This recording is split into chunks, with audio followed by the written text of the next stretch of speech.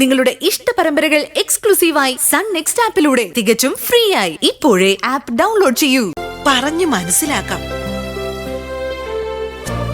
അവക്കൊരു ജീവിതം ഉണ്ടാകണമെന്നുള്ള ആഗ്രഹം കൊണ്ട് പറയാ ഞാൻ. എന്തായാലും അയാളും തിരിച്ചു ജോലിക്ക് കയറി കളക്ടർ ആവുമല്ലോ. സുന്ദരി ചേച്ചി ഇതിപ്പോ ആരാ പറഞ്ഞു മനസ്സിലാക്കി കൊടുക്കുന്നേ?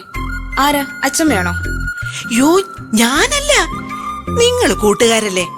പതുക്കെ പതുക്കെ നീ ഈ വിഷയം എടുത്ത് അങ്ങ് ഇട്ടാ മതി. ഓ അയ്യടി മോളെ, അപ്പൊ ചേച്ചിയുടെ വായിരിക്കുന്നത് എനിക്ക് കിട്ടണം അല്ലേ? അതെ, കുക്കിംഗ് ഒന്നും ഇല്ല ഇവിടെ. രണ്ടുപേരും കൂടെ വർത്താനം പറഞ്ഞു നിൽക്കുന്നു. അതെ വിനീതേട്ടാ, അച്ഛമ്മയ്ക്കൊരു പുതിയ ഐഡിയ. ആ ഉത്തരവാദിത്വം വിനീതേട്ടൻ ഏറ്റെടുക്കുമെന്ന് അറിഞ്ഞാ മതി. ഒരു നല്ല കാര്യമാ. നല്ല കാര്യമല്ലേ, ഞാൻ ഏറ്റു. എന്താന്ന് വെച്ചാ പറ അച്ഛമ്മ. നീ ഏറ്റല്ലോ, ഉറപ്പല്ലേ?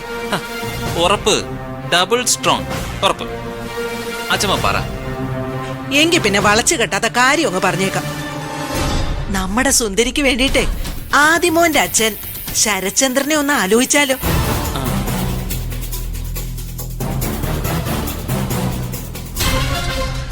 ഇത് പറഞ്ഞാ സുന്ദരി കടിച്ചു കീറാൻ വരുമെന്നാ മാലിനി പറഞ്ഞത്. മോനോടാവുമ്പോഴേ സുന്ദരിക്ക് ഇച്ചിരി ബഹുമാനമൊക്കെ ഉണ്ട്. തന്ത്രത്തിൽ ഈ വിഷയം മോൻ സുന്ദരിയോടൊന്ന് പറഞ്ഞാ മതി. അച്ഛമ്മ പറഞ്ഞ കാര്യം നല്ലതൊക്കെ തന്നെയാ. പക്ഷേ ഇതൊരു കല്യാണ കാര്യമല്ലേ. പക്വതയുള്ളവർ വേണം ഇതിനെ കുറിച്ച് സംസാരിക്കാൻ. സുന്ദരിയോട് അച്ഛമ്മ തന്നെ അങ്ങ് പറഞ്ഞാ മതി.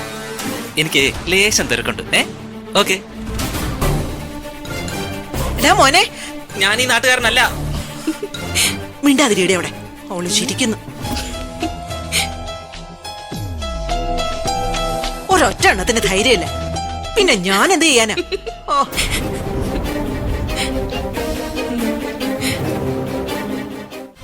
അയാളോട് എന്നെ ഒന്നൊന്ന് കാണാൻ പറ. ബാക്കി ഞാൻ ഡീൽ ചെയ്തോളാം. ഓക്കെ.